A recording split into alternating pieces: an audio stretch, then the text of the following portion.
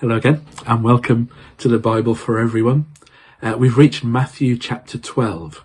If you remember, when we start a new chapter, I'll appear and just give you a little introduction and an idea of what's going on in that chapter each time.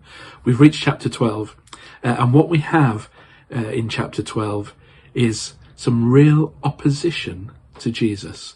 Opposition to the things that he's saying and the things that he's doing. And that opposition, perhaps surprisingly, if you were reading it for the first time, comes from the religious leaders.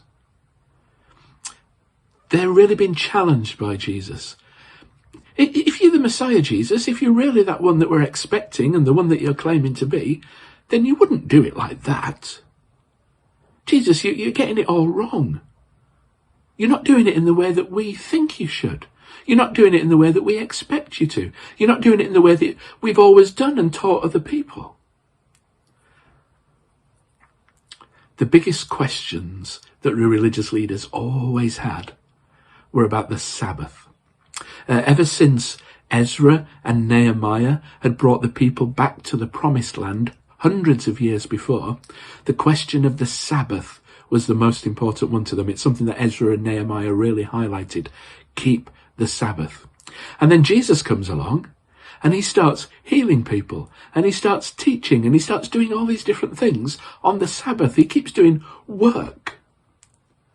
And Jesus really does wind up the religious leaders. They just don't get it. We've been taught all along that that's not what you do. But Jesus' question to them is, what does it mean to keep the Sabbath? Is it a set of rules? Or is it to do with the heart and to do with the attitude and to do with what you put first and what you value the most? What does it mean to keep the Sabbath? As we read through Matthew chapter 12, we're going to discover some of the things that Jesus says about what it means to keep the Sabbath and the challenge that is to the religious leaders of the day, because they thought they knew it, they knew it, they had it all worked out. And yet Jesus challenges them again and again. Yeah, but what does that actually mean in reality and in real life? Maybe as we read through Matthew chapter 12, we might be challenged in some of those same ways too. Grace and peace, everyone.